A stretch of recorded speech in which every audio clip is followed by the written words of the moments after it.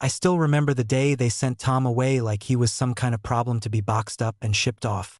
It was a Tuesday, cold and gray, and he didn't say a word when the new VP smiled that smug little grin and called it a strategic reassignment. Bullshit. That's what it was. Everyone at headquarters knew exactly what it meant. Exile. They didn't have the guts to fire him outright. Not with his legacy, not with the contracts he'd helped build. But they wanted him out of sight, out of mind. So they buried him under the pretense of rural market development, packed him up with a plaque and a handshake, and sent him halfway across the damn country to manage a forgotten little pilot office in Ohio. No staff, no budget, no expectations. Just enough rope to hang him. They thought he'd break. Thought he'd resign within the year. Maybe start a lawn care business, disappear into the cornfields and become another LinkedIn ghost story. But I knew Tom. He didn't scream. He didn't throw phones or write angry memos. He just smiled that crooked smile like he was chewing glass and said, "Sure, I'll go." And then he did what none of them expected. He stayed. He worked. He listened. And he waited. By the way, if you're already hooked, do us a quick favor. Tap subscribe and give this a like. Over 97% of people listen without subscribing, and this really motivates our team to keep bringing you stories like this one. Now back to it. The town they dropped him in had one blinking stoplight and a diner where your coffee cup never hit empty. His new office was an old warehouse that used to be a tire shop, converted just enough to pass OSHA. Half the lights flickered like they were haunted. The phone line buzzed with static when it rained. I flew in once that first year to see him, and I swear to God, I thought he was losing it. He had boxes of old binders stacked ceiling high, like he was excavating some corporate archaeology. But Tom? He just sipped his burnt gas station coffee and told me, "They gave me silence. That's more than I need." He started with small wins. Not flashy, not the kind that made year-end reports, just little efficiencies. He rewired how the shipping logs were handled, cut freight losses by 12%, found a workaround with local utilities to drop fixed costs. And the thing is, nobody at HQ gave a damn. They didn't track him, didn't ask for updates. As far as they were concerned, he was just fulfilling the minimum. That's what made it perfect. He dusted off old supplier contracts, some still written on dot matrix forms from the 90s, and realized no one had terminated the profit-sharing clauses. Legally, he still had hooks into a dozen service lines. So he started calling in favors, making quiet moves. He didn't need corporate's permission because those documents predated half the people currently holding VP titles. Over the years, he rebuilt that office into something that didn't look like much on paper. But under the hood, it was a beast. Regional vendors loved him because he paid on time. Truckers called him Ghost Boss because they never saw his face, only the results. Local utility firms ran pilot programs through him that nobody at HQ ever knew about. He started buying tiny equity stakes where he could, 5% here, 3% there, in vendors, fuel providers, even a small warehouse tech firm that eventually merged with one of their logistics partners. It wasn't flashy. It was deliberate. And the craziest part? Every time corporate floundered, laid off teams, shuffled directors, launched doomed rebranding campaigns, Tom's numbers climbed. Quietly, silently, like roots spreading under a crumbling building. For 25 years, he never raised his voice, never asked for a promotion, never even showed up at the annual conference. But behind the scenes, he was becoming something else entirely. Indispensable. Not because they loved him, because they forgot him. And forgetting Tom was the worst mistake they ever made. I used to think Tom was too soft for the corporate jungle. Too calm. Too damn decent. But exile will sharpen a man in strange ways. Give him enough time and silence, and he'll stop playing the game by your rules. He'll build his own board. That's exactly what he did. While the hotshots at HQ were busy making PowerPoints about synergy or whatever buzzword was trending that quarter, Tom was out there actually doing it. He'd drive his beat-up pickup to vendor yards at 5 in the morning, bring donuts, shake hands with warehouse shift leads, and talk about things nobody at corporate ever bothered to ask. How much fuel they burned idling in snowstorms, how long invoices sat unpaid, how many damaged pallets they ate the cost for because some intern at headquarters forgot to check a box. Those weren't minor complaints, they were bleeding points. Tom didn't just listen. He logged everything. There was this one trucking guy, Jimmy, I think, who used to joke that Tom could read profit margins the way priests read sins. He wasn't flashy about it. No branded rollout, no launch campaigns. Just quiet tweaks. A storage facility got upgraded tech through a lease program he set up with a Shell LLC. On paper, it was a local improvement initiative, but in reality, Tom had a 6% stake in the leasing company. Every scanner beep in that warehouse was money in his pocket. Nobody at HQ had a clue. He kept digging into the archives, too. Turns out a lot of old contracts were written with clauses that aged like fine wine, renewable by silence, untouched by new policies. Most of the young managers didn't even know those documents existed. Tom did. Hell, he'd probably written half of them before they were out of high school. One clause gave him a share of routing fees if alternative freight paths were used. Another entitled him to performance bonuses if local branches exceeded delivery KPIs, metrics he quietly manipulated by rearranging workflows and partnering with a guy who ran a regional data analytics firm out of a storage unit. And yeah, he bought into that guy's company, too. 5%. Silent partner. Always silent. When I asked him about it once, years later, he just exhaled a thin stream of smoke from that ugly old cigar he always nursed and said, "You ever notice how they only watch the shiny buildings?" Then he tapped the side of his weathered notebook. No one audits shadows. Tom understood leverage. Not the kind you brag about, the kind you bury in appendices and old email chains. He started a dozen tiny partnerships, each one feeding the next. A warehousing contract got him cheaper cold storage, which he then bundled with a utility rebate program, which then let him offer local vendors better terms than corporate could dream of. And since the numbers technically fell under regional performance, nobody flagged it. I once overheard him on a call with a new supply chain director from HQ, some puffed-up Ivy League suit who wanted to standardize operations. Tom let him talk for 10 full minutes. Then, in the driest voice you've ever heard, said, "That's adorable, but I've already fixed the problem you're trying to define." Click. And the thing is, he had, over and over. There were moments I thought maybe he'd snap. Maybe he'd march back into that glass tower and demand recognition. But Tom wasn't built for tantrums. He was built for patience, for systems, for pressure applied so gradually, so surgically, that by the time anyone felt it, he already owned the switch that could shut everything off. They thought they'd buried him. What they did was give him soil. And God help them, he knew how to grow things in the dark. There came a point, maybe 15 years in, where it was like Tom had become a ghost in their machine. His name was still technically in the org chart, buried 3 clicks deep under legacy affiliates or some other sanitized euphemism, but no one knew who he was anymore. The old guard who'd engineered his exile had either retired, been restructured, or hopped to consulting gigs where they charged 6 figures to talk in circles. And the new generation? They treated the company like a sandbox. Fresh MBAs with perfect teeth and short memories. They didn't ask why the rural logistics division was always oddly profitable. They just assumed someone else was handling it. That someone else was Tom. He never updated his headshot. Never requested new business cards. He didn't attend annual meetings. Didn't volunteer for panels. He sent 1 email per quarter to HQ. Just one. A neatly formatted report, bare bones and polite, with enough jargon to lull them into ignoring it. And they did. Every time.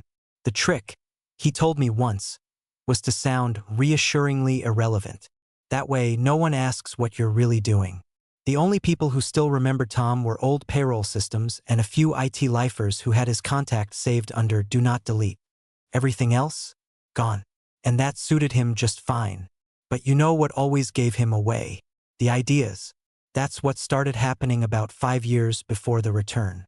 I remember it clear as day. He forwarded me a deck one afternoon with no subject line, just the attachment. It was an internal pitch from HQ for a new rural market penetration strategy. Glossy, overdesigned, and full of buzzwords like agility pipeline and localized logistics optimization. But about halfway through, I saw it, his words. Not just concepts, not just ideas. His exact phrasing. I dug through my old archives and found the original white paper he'd written 12 years earlier. Word for word. Distribution friction is not a software problem. It's a proximity problem. That was pure Tom. He said it once during a winter storm when the entire eastern corridor had ground to a halt and he rerouted supply using nothing but burner phones and a CB radio. Now here it was, front and center, attributed to no one. Just a bullet point in some intern's slide deck. He didn't get angry, didn't even flinch. He just stared at the screen for a minute, then chuckled. They don't even know they're stealing, he said. They think they invented it. That wasn't the only time. Over the next year, more of his ideas started trickling up. His modular freight network showed up as a novel approach to rural efficiency in some executive webinar. His vendor rating matrix, which he built in Excel 2007 using formulas older than the VP presenting it, was now branded as LogiScore in internal emails. They turned his entire playbook into a product roadmap and didn't even know it. Tom didn't say a word, but he started watching more closely. He built a private archive of every reused phrase, every plagiarized diagram, every metric that mirrored his data but wore someone else's logo. Not because he needed credit. No, Tom wasn't after applause. He was cataloging a pattern, a trail. One that pointed to the fact that not only had they forgotten who he was, they were now depending on him to survive, and they didn't even realize it. They'd built their future on the bones of the man they buried. And sooner or later, he knew they'd invite him back.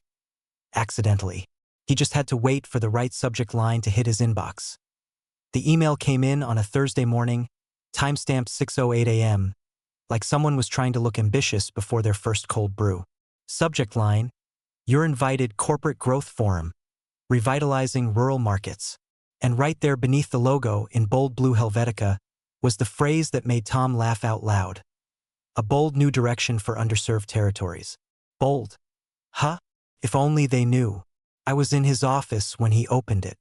Same flickering fluorescent light overhead, same clunky printer with the eternal paper jam, same beat-up map on the wall with all his routes thumbtacked in place like some kind of war room. The only new addition was the file cabinet labeled petty receipts. Not invoices, receipts. And he meant it in every sense. He didn't even flinch reading the invite. Just scrolled, eyes narrowed, lips twitching like he'd bitten into something sour and familiar. The forum was being held at HQ in Chicago. Full-day event. Presentations, breakout sessions, a catered lunch with salmon no one asked for. I skimmed it over his shoulder, watching his expression shift from indifference to something colder. Not anger, Tom never wasted energy on that. It was amusement, the dangerous kind. The kind that says I've seen the ending of this story and I know exactly how it plays out. The agenda read like a Mad Libs version of his life's work. Decentralized logistics innovation. Local vendor empowerment. Multi-point distribution optimization. It was all him. The very model they'd ignored, minimized, and in some cases outright sabotaged, now dressed up like it had just descended from Mount Harvard and was ready for its TED Talk. And there, in tiny font, was his name, one among hundreds. A mass send. Not even personalized. Just a legacy name caught in some ancient internal distribution list that no one bothered to clean up. He read it twice, then looked up at me and said, "They just invited the wrong ghost to the seance." He didn't respond right away. Didn't RSVP. He waited. 3 days. He wanted them to assume he'd delete it like he had all the others. He let the silence hang like a baited hook. Then, on Sunday evening, he sent a single-line reply, "Attending. No dietary restrictions." That was it. No signature. No flourish. He didn't ask permission. Didn't notify anyone up the chain. He pulled a battered suit out of the dry cleaner bag he'd kept in the back of the office for years. For funerals or formal corporate hypocrisy, he always joked, and folded it with the precision of a man packing for war. He booked his own flight, refused the travel stipend in the fine print, said he'd rather pay for his own return. That way, if he changed his mind last minute, he could just reroute himself somewhere with a better view. That Monday, he updated his private ledger, the one he never shared, logged every phrase from the deck, noted every presenter's name, highlighted every section that mirrored his work down to the formatting. He even printed the damn thing out, double-sided, and slid it into a folder labeled mirror theft. He didn't say much that week. just worked a little longer, smoked a little slower, cleaned his old fountain pen. And when Friday came, and the sun cracked over the frozen horizon, he locked the office, left the lights off, and drove out.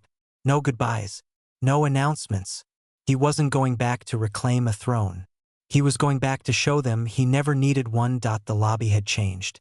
Shinier now, colder. Chrome and glass instead of walnut and brick. Everyone wore their credentials like trophies.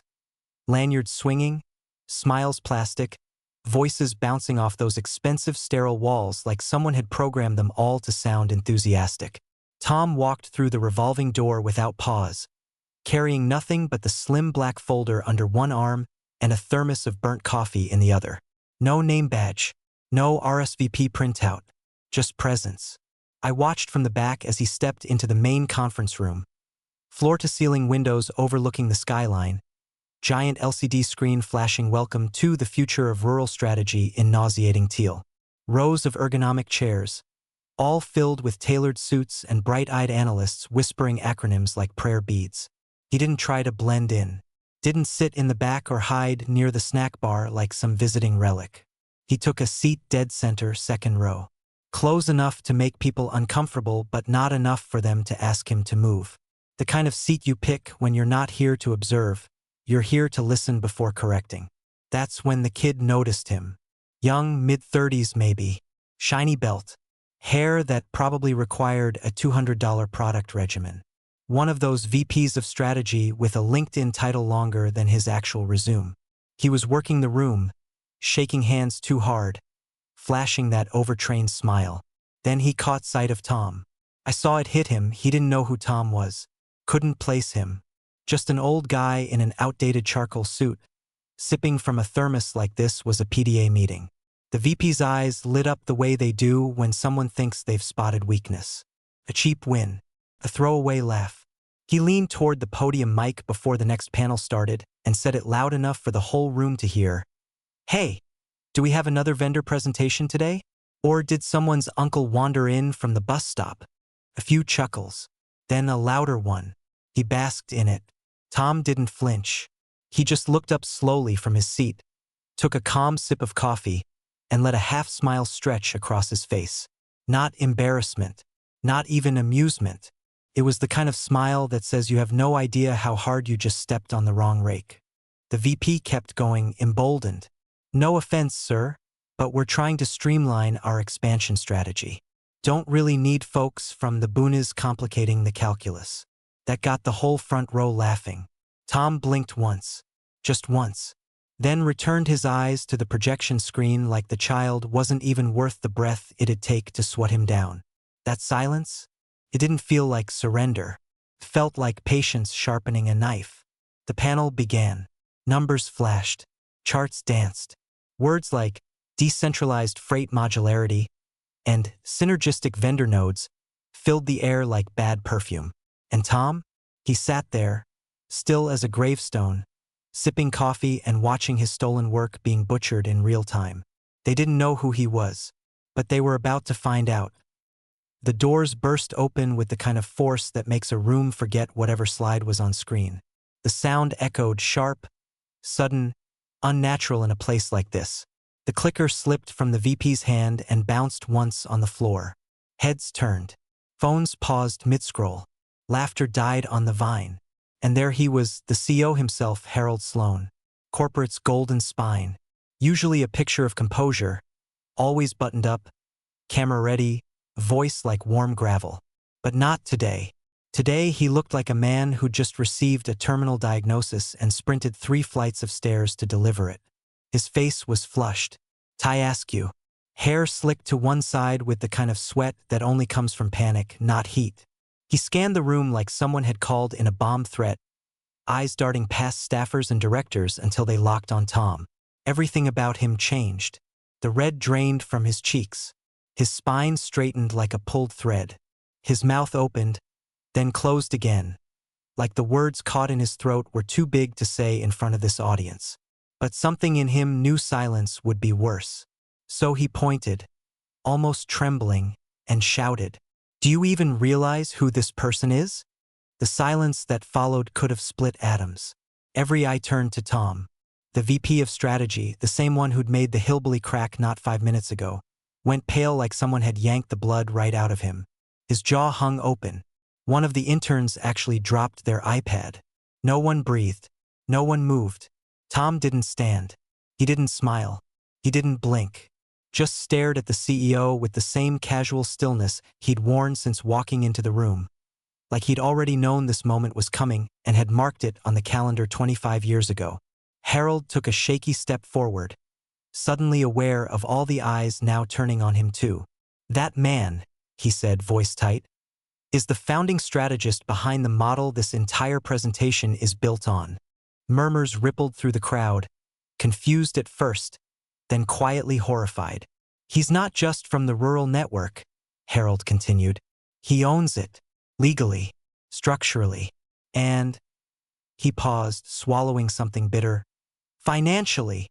A second wave of shock crashed into the room. Audible gasps. Some staffers instinctively checked their phones, as if trying to verify it through company portals that never listed Tom's name. A few of the more senior directors blinked in recognition.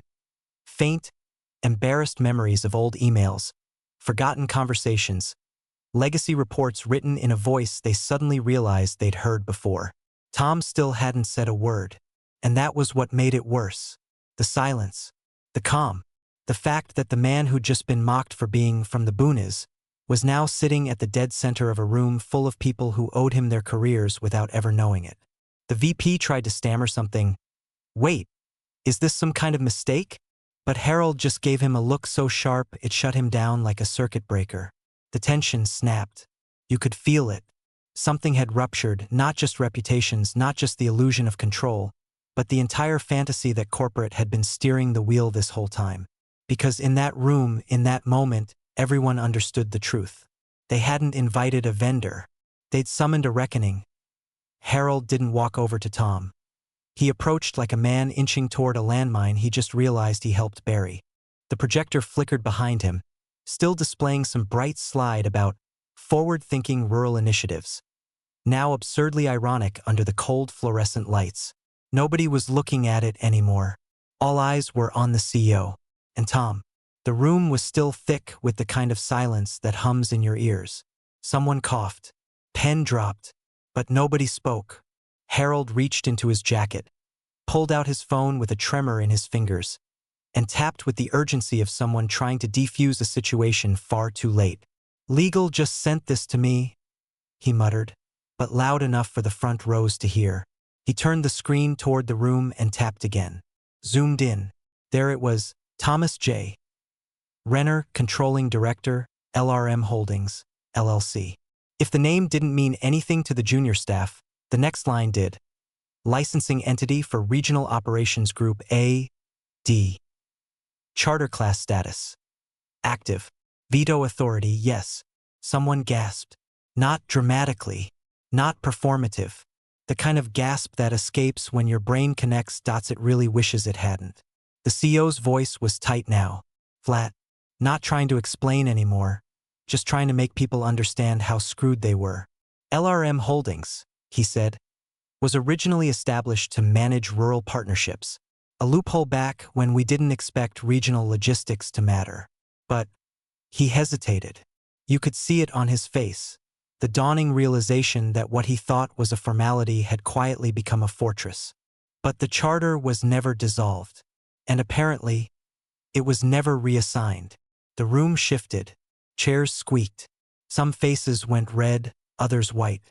Even the execs who'd mocked regional performance during budget reviews suddenly looked like they were trying to remember every memo they'd ever ignored.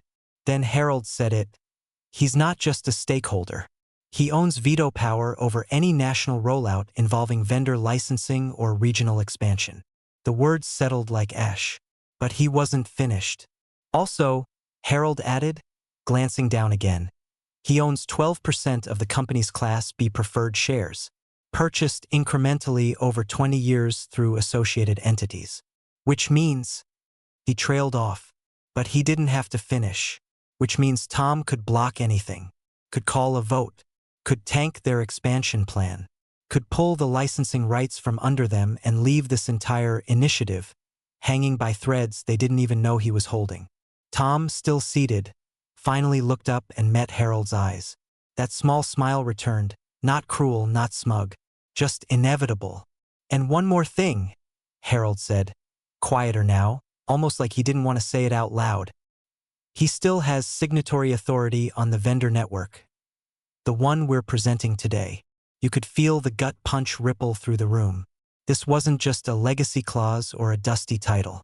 This was control, authority, permission. Tom still had the keys. The arrogant VP in the front row tried to speak, but it came out as a dry wheeze. He looked down at his own notes like maybe there was some legal backdoor hidden in the margins. There wasn't. Not anymore. For the first time all morning, no one looked at the screen. No one cared about the flashy graphics or curated buzzwords. All they could see now was the man they'd dismissed as a nobody quietly rewriting the hierarchy without even standing up. Oh, panic. The shift wasn't coming. It had already happened. Tom stood. Not rushed. Not theatrical. Just a quiet, deliberate rise from his chair that made the leather groan and the room hold its breath. His thermos clicked softly as he set it down on the carpet beside him. He didn't look around for permission or attention. He already had both. He just stepped forward with the ease of a man who knew exactly how deep the foundation went beneath everyone else's feet, and exactly which pressure point to touch to make it collapse. The CEO instinctively moved aside. Tom walked to the front of the room like he was revisiting an old crime scene. Hands steady, steps unhurried. His folder, black, battered, thin, hung loosely in his grip like a scalpel. He stopped beside the conference table where the slide clicker still lay abandoned, then looked out at the room full of people who had just learned they were no longer in charge of anything that mattered. His voice, when it came, was steady, clear, quiet enough to force the room to lean in. "I've reviewed your deck," he said, eyes unmoving, "and I'd like to start with the title slide." The screen behind him still displayed Rural Revitalization Roadmap 2025 and beyond in proud, sterile font. Tom turned slightly, gesturing to it with one finger. "That phrase was pulled from a 2011 document I authored," he said. "Original title, Rebuilding the Spine Rural Logistics as Core Infrastructure." It was submitted internally, archived under non-priority proposals, and never formally responded to. He turned back to the room.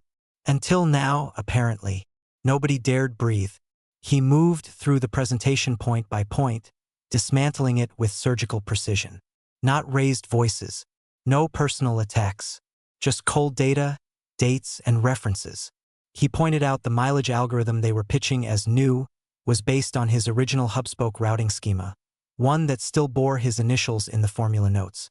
He highlighted a slide about vendor rating transparency, then produced a hard copy of the 2013 white paper where the entire system had been spelled out, right down to the color-coded scoring tiers. At one point, someone tried to interrupt. A compliance analyst, nervously clearing her throat. Tom didn't even look at her. He just said, "You should speak to your legal team before claiming authorship. The metadata won't be kind." The words landed like stones. Then, without drama, without pause, he placed the black folder on the glass table and slid it forward. "This," he said, "is a formal challenge under the active licensing agreement between LRM Holdings and Norwest Global Logistics." Harold, the CEO, visibly flinched. He knew what that meant. Tom continued, tone level as ever. "Your team's usage of proprietary frameworks and redistribution of vendor contracts without signatory authorization places the company in breach of Article 4, Section B. That triggers an automatic freeze on regional deployment activity and opens the door for litigation." Gasps. Real ones. This time, no one even tried to hide them. He flipped the folder open.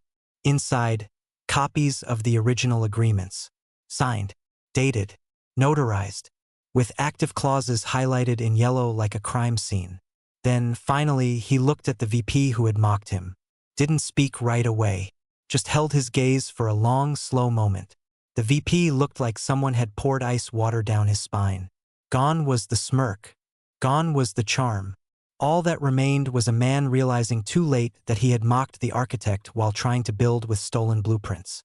Tom's voice softened even further, just above a whisper. "I'm not here to embarrass you," he said. "That's not necessary. You've already done that yourself." He closed the folder, stepped back. Silence. It wasn't victory he wore on his face. It was inevitability. Upstairs, the boardroom buzzed like a broken hive, directors shouting over each other, legal counsel frantically scrolling through PDFs, someone from finance dry heaving into a trash bin just out of frame. They'd cleared the morning calendar. Then the afternoon. What started as a dog and pony show turned into a 5-alarm existential crisis. Tom didn't join them right away. He sat outside in a quiet conference lounge, same calm posture, sipping a fresh cup of bitter black coffee someone had been smart enough to offer without asking questions. Through the frosted glass, you could see the silhouettes pacing, gesturing, panicking. Words like veto, breach, and liability exposure leaked through the thin walls. Eventually, someone opened the door and asked, "Mr. Renner, the board would like to invite you in." He smiled faintly and stood. The room fell still when he entered. The kind of still that belongs in funeral homes and courtrooms. Most of the board members had only ever heard his name buried in reports, if at all. Now here he was, the ghost of strategies past, standing in their house, holding the deed to the ground beneath it.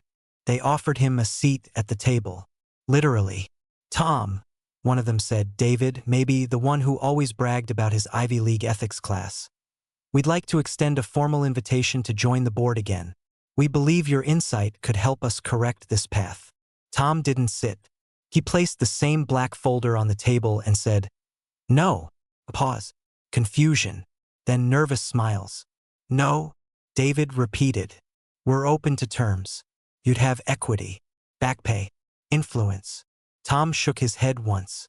"I already have equity, and I've had influence. What I haven't had for 25 years is honesty." A hush. Then he leaned in slightly, not menacing, just deliberate. "What I want," he said, "is to sever the licensing agreement. Clean break. You buy out the LLC. You do it quietly, and you do it under the terms I draft. No games, no spin, just a quiet end to a long oversight." Someone from legal opened their mouth. Tom raised a hand without even looking. "I've waited a quarter century. Don't insult me by pretending you're in a position to negotiate." The boardroom went still again. But this time they understood. There was no fight left. No bargaining chip that wasn't already tucked neatly in Tom's ledger. One by one, heads nodded. The CO exhaled like someone who'd just accepted a plea deal. Tom collected his folder, buttoned his jacket. No handshake, no farewell speech. He walked back down the corridor the same way he'd come in. Silent, measured, unbothered by the shocked expressions of staffers lining the hall like statues. The VP who'd mocked him earlier stood frozen by the elevators, hands clenched around a coffee he hadn't touched since the reveal. Tom passed him without a glance. No revenge speech, no mic drop, just legacy walking. The lobby doors hissed open, spilling morning light across the polished floor. Tom stepped through, took a deep breath of cold air, and walked into the city like it didn't owe him a damn thing. And somewhere, behind it all, behind the shaken executives and the crumbling illusion of control, one quiet truth settled into their bones like a chill they couldn't shake. It took them 25 years to forget me. Took me 25 minutes to remind them why they shouldn't have.